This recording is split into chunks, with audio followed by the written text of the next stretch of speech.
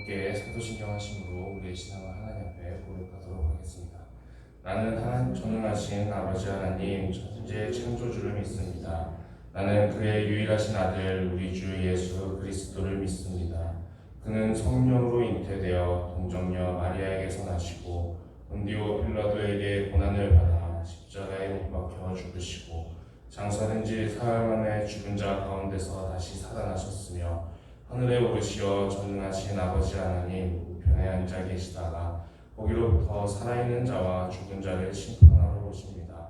나는 성령을 믿으며 거룩한 공교회와 성도의 교제와 죄를 용서받는 것과 몸의 부활과 영생을 믿습니다. 아멘. 찬송가 200장 함께 찬양하시겠습니다. 찬송가 200장 함께 찬양하시겠습니다.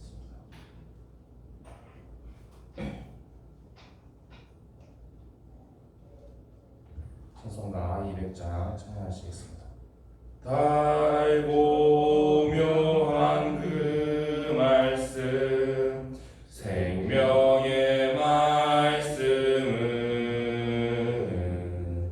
귀한 그 말씀 진실로 생명의 말씀이 나의 길과 믿음 밝히 보여주니 아름답고 귀한 말씀 생명샘이로다.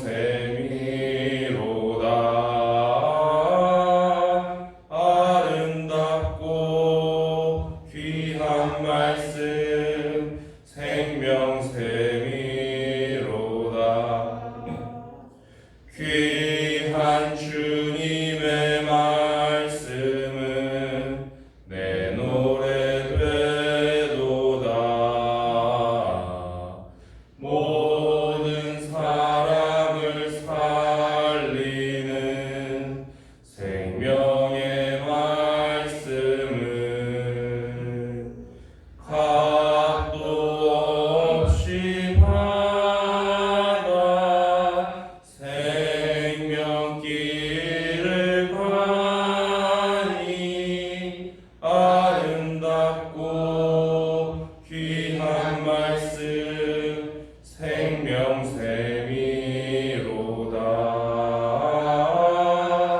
아름답고 귀한 말씀 생명샘이로다.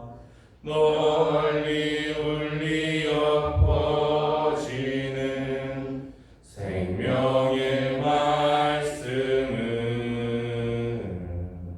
마음의 용서와 평안을 골고루 주나니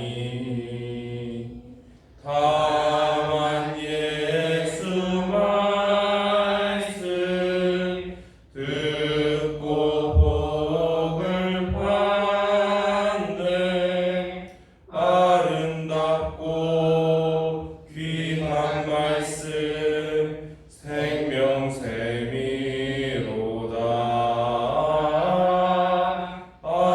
아름답고 귀한 말씀 생명샘이로다.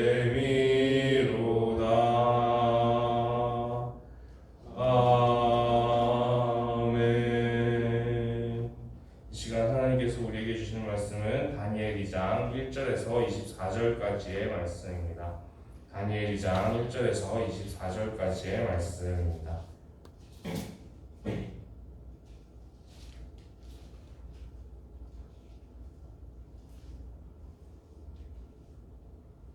다니엘 2장 1절에서 24절까지의 말씀을 교독하여 읽도록 하겠습니다. 느부갓네살이 다스린 지 2년이 되는 해에 느부갓네살이 꿈을 꾸고 그로 말미암아 마음이 번민하여 잠을 이루지 못한지라. 왕이 그의 꿈을 자기에게 알려주도록 박수와 수레와 진드기와 그의 수수를 부르라 하매 그들이 들어가서 왕의 앞에 선지라. 왕이 그들에게 이르되 내가 꿈을 꾸고 그 꿈을 알고자 하여 마음이 번민하도다 하니 갈대아 술사들이 아말로 왕에게 이르되 왕이여 말씀하옵소서. 왕에게 꿈을 그들에게 이르시면 우리가 해석하여 드리나이다 하는지라. 왕이 갈대아인들에게 대답하여 이르되 내가 명령을 내렸나니 너희가 만일 꿈과 그 해석을 내게 알게 하지 아니하면 너희 몸을 쪼갤 것이며 너희 집을 거름더미로 만들 것이요 너희가 만일 꿈과 그 해석을 보이면 너희가 선물과 상과 큰 영광을 내게서 거두리라. 그러면 꿈과 그 해석을 내게 보이라 하니 그들이 다시 대답하여 이르되 원하건대 왕은 꿈을 종들에게 이루소서. 그리하시면 우리가 해석하여 드리겠나이다 하니 왕이 대답하여 이르되 내가 분명히 아노라. 너희가 나의 명령을 내렸음을 보았으므로 시간을 지연하려 함이로다. 너희가 만일 이 꿈을 내게 알게 하지 아니하면 너희를 처치할 법이 오직 하나이니 이는 너희가 거짓말과 망령된 말을 내 앞에서 꾸며 말하여 때가 변하기를 기다리려 함이라. 이제 그 꿈을 내게 알게 하라. 그리하면 너희가 그 해석도 보일 줄을 내가 알리라 하더라. 갈대아인들이 왕에게 대답하여 이르되 세상에는 왕의 그 일을 보일 자가 한 사람도 없으므로 어떤 크고 율력 있는 왕이라도 이런 것을 적수에게나 술에게나 갈대아인들에게 묻는 자가 없나이다. 왕께서 물으신 것은 어려운 일이라 육체와 함께 살지 아니하는 신들 외에는 왕 앞에 그것을 보일 자가 없나이다 한지라. 왕이 이로 말미암아 진노하고 분하여 바벨론의 모든 지혜자들을 다 진짜 명령하니라. 왕의 명령이 내림에 지혜자들은 죽게 되었고 다니엘과 그의 친구들도 죽이려고 찾았더라.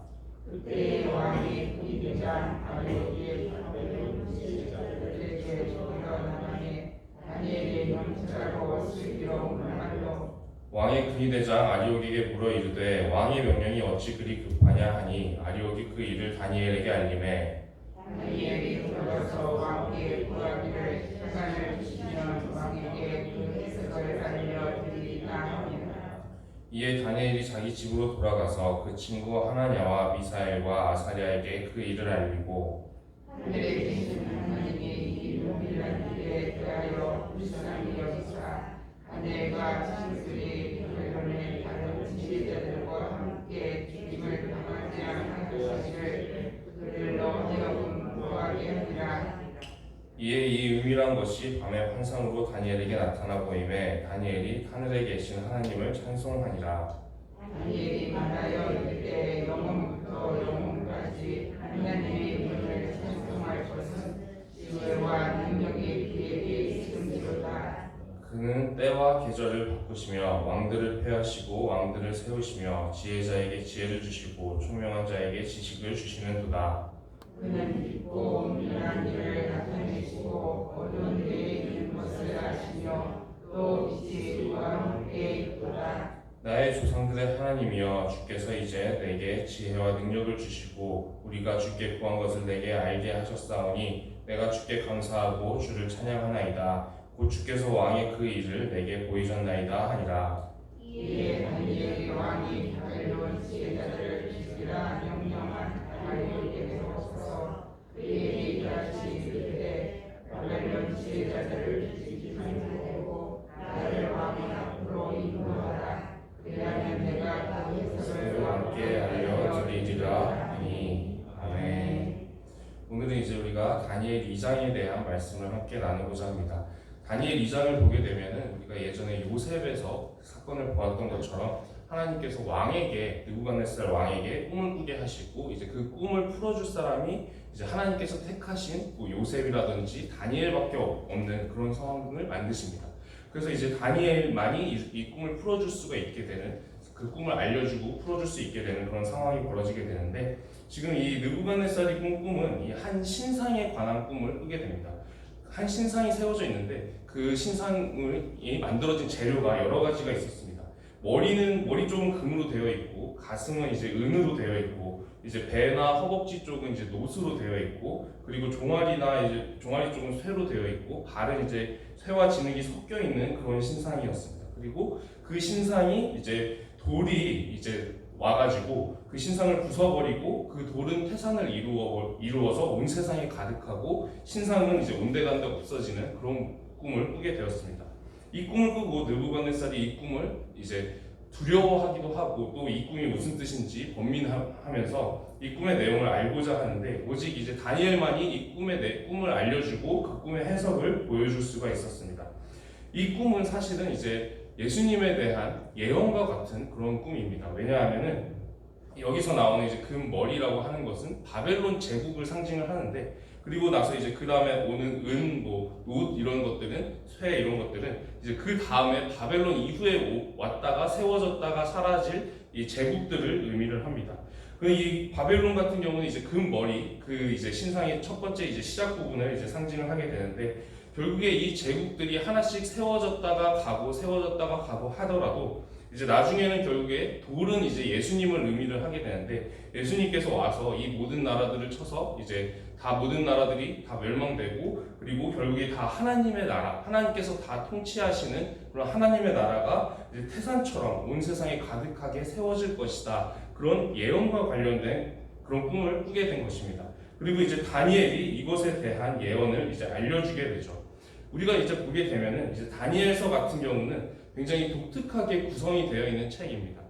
그 전반부와 후반부가 굉장히 이제 완전히 장르가 다른 그런 책인데 1장부터 6장까지는 이제 우리가 그래도 역사적인 사건들이 기록이 돼 있어서 그냥 읽어보면 아 이런 사건이 있었구나 이런 내용이 있구나라고 알 수 있지만 7장부터 이제 마지막 장까지 가게 되면 이제 묵시의 장르로 들어가게 되면서 이제 읽어도 이게 무슨 뜻이지 하면서 알기가 어려운 내용들이 있습니다. 그래서 이제 우리도 지금 1장부터 이제 차례대로 6장까지 이렇게 말씀을 차례대로 나누어 가려고 하는데 우리가 7장부터는 어려워서 이제 자세하게 다루지는 않겠지만 그럼에도 불구하고 우리가 거기서 알고 지나갔으면 하는 중요한 내용 하나는 무엇이냐면 이제 7장 이후에 나오는 내용 가운데 하나님께서 다니엘에게 주시는 계시의 말씀이 있습니다. 그것이 무엇이냐면 이제 다니엘 원래 이제 이 바벨론 포로기에 이제 끌려올 때는 징계의 시간이 70년이라는 형벌이 정해지지 않습니까? 근데 그 70년은 이 이스라엘이 건국된 이후에 이스라엘이 안식년을 지키지 않은 그 횟수를 세어서 70년의 형벌 기간이 세어지게 됩니다. 7년마다 이제 7년째 해에는 땅을 쉬게 했어야 되는데 그 말씀을 이제 어기면서 이제 지키지 않았기 때문에 이제 그 횟수 기간 동안 바벨론의 포로로 끌려와 있고 그리고 이제 그 기간 동안 땅은 이제 안식을 얻게 되고 사람들은 끌려가서 고생하고 벌을 받게 되는 그 형량이 70년으로 정해져 있었는데 하나님께서 이제 구약에서도 볼 수도 있고 신약에서도 볼 수가 있는데 회개하라고 징계를 주셨을 때 이 회개하지 아니하면 이제 벌의 그 강도를 7배씩 강화시키는 그런 그 하나님의 처벌의 방식이 사용이 될 때가 있습니다. 하나님께서 처벌을 하셨는데 회개하라는 의미로 처벌을 하셨는데 회개를 안 하면 7배 더 높은 강도로 처벌을 하시고 그래도 또 회개를 안 하면 또 7배 더 높은 강도로 처벌을 하시는 그런 하나님의 방식이 보이게 되는데 구약에도 나와 있고 신약에도 나와 있습니다. 그런데 이제 그 다니엘서의 후반부에 보게 되면 이제 이 70년의 징계가 이제 끝나가는 그때에도 여전히 하나님의 백성들이 돌이키지 않는 그런 상황 가운데 있었습니다. 그러다 보니까 하나님께서 이 벌을 7배 더 연장시키고 강화시키겠다 이런 내용을 다니엘에게 알려주시는 내용이 그 묵시 가운데 들어 있습니다. 그래서 이제 70년의 7배의 기간으로 이 처벌받는 기간이 확장되는 그런 내용이 들어있게 됩니다. 그러다 보니까 이제 그럼 몇 년이 됩니까? 70년의 7배면 490년이 됩니다. 그래서 이제 바벨론에서 이제 이 징계를 받았던 70년을 포함해서 이제 그리고 나서 그 이후에도 이제 400년이 넘는 그 기간 동안에 이제 처벌받는 그 내용들이 있을 것이다라고 하나님께서 말씀하신 내용들이 있는데 실제로 하나님께서 이 이스라엘이 70년의 이 처벌을 받은 이후에 내가 이스라엘을 이렇게 다시 회복시킬 것이다라고 말씀하신 내용들이 있습니다. 그러나 실제로 이스라엘이 회복되었을 때 모습이 어떠했는가를 비교해 보게 되면 하나님께서 원래 생각하셨던 오리지널 플랜이 있지 않습니까? 그 플랜과 많이 다릅니다. 그리고 마치 이스라엘을 건국했을 때 하나님께서 신실한 이스라엘 믿음의 공동체를 바라셨는데 마치 죄의 길을 쭉 걸어가다가 나라가 멸망하는 그런 이스라엘의 모습이 역사 속에 나왔던 것처럼 이스라엘이 70년간의 처벌받고 나서 다시 고향 땅에 돌아가서 회복되었을 때 하나님께서 원하셨던 그 이스라엘의 회복된 모습이 나타나는 것이 아니라 여전히 죄악된 모습을 벗어버리지 못하고 여러 가지 문제점들이 많이 나타나는 그런 이스라엘의 모습이 나타나게 됩니다. 그러고 나서 이제 하나님께서 그 모습에 또 이제 실망하시고 또 이제 거기에 대한 또 이후에 징계가 어떤 징계가 이루어지게 되냐면 이스라엘이 회복이 되긴 됩니다. 하나님께서 70년 이후에 이스라엘을 다시 고향 땅으로 돌아오게 할 것이다 라는 말씀대로 일부분의 이제 회복 같은 것들이 일어나긴 하지만 그 다음에 이제 그 또 실망스러운 모습 때문에 그 이후에 말씀을 끊어버리시는 징계가 400년 정도 이루어지는 그런 상황이 벌어지게 됩니다.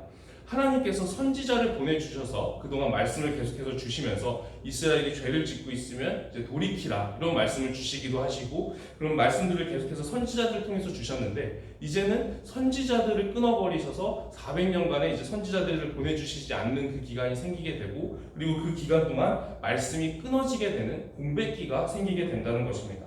그래서 이제 이 기간들을 합쳐보면 그러니까 하나님께서 이제 다니엘에게 말씀하신 것처럼 이렇게 거의 한 500년 가까운 490년에 해당되는 그 징계의 기간이 나오게 되는 것이죠. 그러면서 이제 나중에 이제 신약으로 넘어가게 되면은 이제 구약에서 이제 나중에 이 징계의 기간이 끝나면 엘리야가 다시 오리라 그런 말씀이 있지 않습니까? 그때 이제 그리고 신약에서 그 엘리야가 누굴 가리키고 있냐면 세례 요한을 가리키고 있는 것인데 그 엘리야의 의미가 무엇이냐면 선지자를 의미합니다. 엘리야가 굉장히 능력 있는 선지자지 않았습니까? 그 선지자가 지금 400년간 끊겨 있는 상황이기 때문에 이제 하나님께서 다시 그 선지자를 보내주시게 되고 다시 말씀을 주시게 되고 이제 하나님께서 말씀을 공급해 주시는 그 하나님과의 관계가 다시 회복된다는 의미가 그 안에 담겨 있는 것입니다. 그래서 이제 다니엘서에서는 이 처벌의 기간이 이렇게 확장될 것이다 라는 내용이 있고 그 처벌의 기간 그리고 메시아이신 예수님이 오시기까지 몇 나라가 제국들이 세워졌다가 다시 무너졌다가 세워졌다가 무너졌다가 이런 것들이 반복이 되겠지만 결국에 그 나라들은 다 무너지고 사라지고 이렇게 되겠지만 하나님의 나라는 영원히 견고하게 설 것이다. 그것에 대한 말씀이 이 꿈에 대한 내용인 것입니다.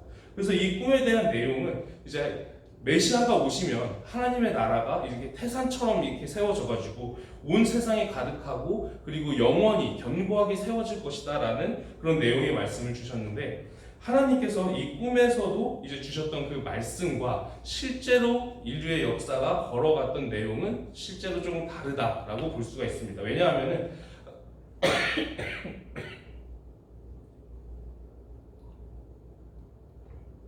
예수님께서도 이 땅에 오셔서 말씀을 하시기에 예수님께서 이 땅에 오셨을 때 포도원 비유에 대한 그 말씀을 하시지 않았습니까? 그 농부들에게 포도원 주인이 세를 받으려고 종들을 계속 보내다가 그 종들을 계속 핍박하고 죽이고 이렇게 하니까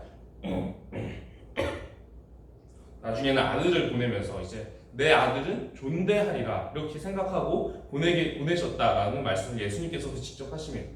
그러니까 하나님께서 이제 이 예수님을 이 땅에 보내실 때에는 어떤 것을 기대하고 보내셨냐, 어떤 것을 사람들에게 바라고 보내셨냐면 예수님을 영접하고 왕으로서 진정으로 섬기면서 이제 예수님을 이제 받들어 모시는 그런 모습을 기대하고 존대할 것을 기대하고 보내셨다라는 것입니다.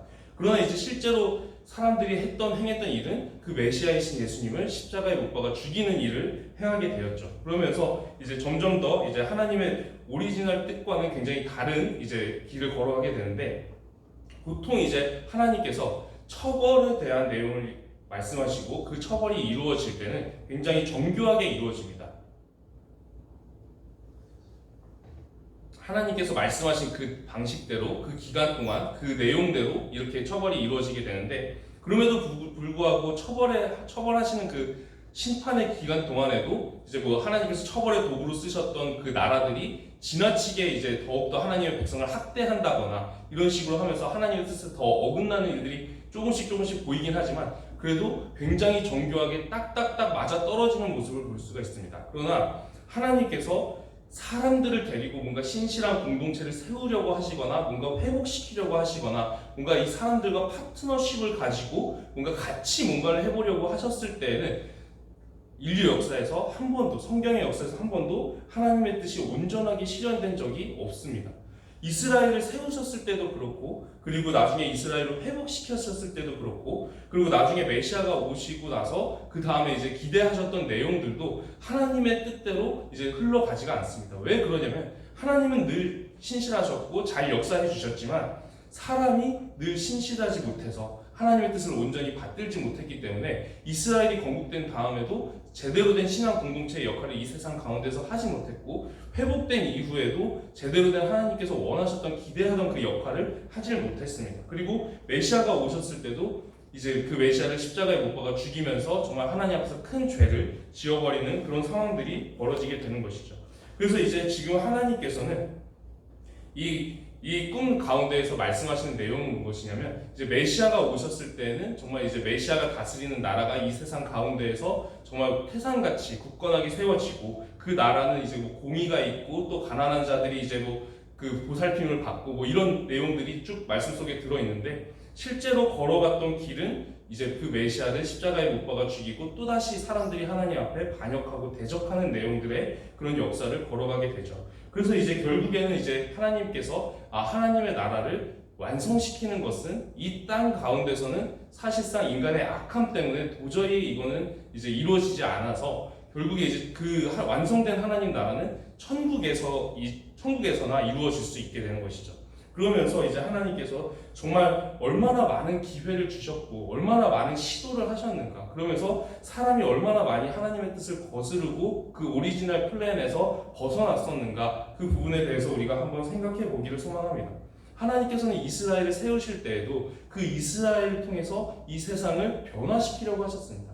이 세상을 복음화시켜서 결국에 다 하나님의 백성으로, 온 세상이 하나님을 신실하게 믿고 따르는 그런 세상으로 만들려고 하셨고, 이스라엘을 회복시킨 다음에도 이제 나중에 기회가 되면 어떠한 문제점들이 있었는가, 그런 부분들에 대해서 하나씩 우리가 나눠보겠지만, 간단하게 몇 가지만 나누자면, 이제 나중에 고레스 왕을 통해서 이제 하나님께서 이 주의 백성들은 고향으로 돌아가도 된다, 길을 열어주셨음에도 불구하고 안 돌아가는 사람들이 굉장히 많습니다. 그리고 돌아갔을 때에도 이제 굉장히 이제 그 이방인과의 결혼, 이런 것들이 바로 시작부터 문제가 되고, 그 조상들이 그 문제로 인해서 결국에 그게 원흉이 되어서 이스라엘이 멸망하는 데까지 가지 않았습니까? 그 이방인과의 결혼 때문에 우상 숭배가 이스라엘 안에 들어오게 되고, 결국 그것 때문에 이스라엘이 결국에 무너지게 되는데, 이 사람들이 돌아왔을 때 이방인 뭐 아내들이 있고 자식들이 있고 이렇게 하면서 시작부터 굉장히 이제 절망적인 그런 모습을 보이게 됩니다. 그래서 이제 에스라 같은 경우는 그렇게 얘기를 하죠. 이제 그런 모습들을, 이스라엘 백성들의 그런 모습들을 보면서 이제 너무 이제 완전히 이 사람이 정신적으로 좀 무너집니다. 그러다 보니까 이제 하나님 앞에서 고개를 푹 떨구면서, 내가 하나님 앞에서 낯이 뜨거워서, 우리가 조금 더 친숙하게 속된 말로 표현하자면 쪽팔려서 고개를 못 들겠습니다 하면서 이제 결국에 이제 그런 일들이 계속 벌어지게 되죠. 그리고 하나님께서 원하셨던 모습은, 이스라엘의 모습은, 회복됐던 이스라엘의 모습은 이제 북이스라엘이나 이제 남유다를 분열되는 것이 아니라 이제 하나로 통일된 이스라엘의 회복된 모습, 그런 모습을 바라셨는데 분열이 되죠. 시작부터 이제 하나가 되지 못합니다. 그래서 이제 결국에 이제 사마리아 사람들을 성전 건축하는 데 있어서도 배척하게 되고, 너희는 하나님 백성으로 인정 못한다, 내치게 됩니다. 남유다 사람들이 내치게 됩니다. 그러다 보니까 이제 그 원수된 관계가 이제 언제까지 가느냐, 예수님이 오셨을 때까지도 원수된 관계로 계속 그렇게 살아가면서, 유다 사람들은 사마리아 땅으로 지나가지도 않죠. 바로 사마리아 땅 지나가면 빠르게 갈 수 있는 길이 있는데도 일부러 돌아갈 정도로 원수된 관계로 계속 하나 되지 못한 채로 계속 살아가게 됩니다. 여러 가지 문제점들이 일어납니다. 그러다 보니까 이제 하나님께서 기대하셨던 모습은 나타나지 아니하고, 결국에 이제 또다시 죄악된 모습, 실망스러운 이스라엘의 모습이 나타나면서 결국에 이제 400년의 징계를 또다시 받게 되는 그런 모습을 보게 되는데, 우리가 이제 성경의 이 역사의 흐름을 보면서 이제 사람들이 이 믿음의 공동체라는 것이 한 번도 하나님의 뜻에 합당했던 적이 없구나, 하나님께서 원하셨던 그 계획들, 그런 뜻이 있었는데, 사람과 함께 이루어나가고자 하는 그 신실한 모습들이 있었는데 한 번도 하나님 앞에서 그런 모습이 이루어진 적이 없구나를 생각하면서, 우리가 그 와중에도 다니엘과 같은 사람이 있었음을 기억하기를 소망합니다. 다니엘과 같은 사람, 그리고 세 친구와 같은 사람, 목숨을 내걸고서도 그 시대 가운데서도 믿음을 지켰던 사람들이 있었음을, 그리고 그 사람들을 통해서 하나님께서 말씀을 주시고 역사하시고 그리고 하나님의 뜻을 하나씩 하나씩 이루어 가셨음을 우리가 기억하면서 우리가 이 시대에 그 다니엘과 같은 사람들, 세 친구와 같은 사람들이 되기를 원합니다. 우리가 원하는, 하나님께서 원하시는 그 하나님의 나라의 모습은 우리가 살아있는 이 땅 가운데서는 나타나기는 어렵습니다. 천국에 가서야 그제서야 이제 완성이 되고 그제서야 이제 우리도 거기서 이제 평안함과 완전한 안식을 얻을 수가 있을 것입니다. 그럼에도 불구하고 우리가 이 땅 가운데서도 여전히 하나님의 나라를 확장시키고자 하는 것은 이 땅 가운데 여전히 다니엘과 같은 사람들이 필요하기 때문입니다. 우리가 이 시대 가운데에서 다니엘과 같은 그런 사람들, 믿음을 지켜나가는 그런 사람들 되기를 말씀을 붙잡고 기도드리도록 하겠습니다. 기도드리겠습니다. 하나님 아버지, 오늘도 우리가 말씀으로 하루를 시작하게 하시니 감사를 드립니다.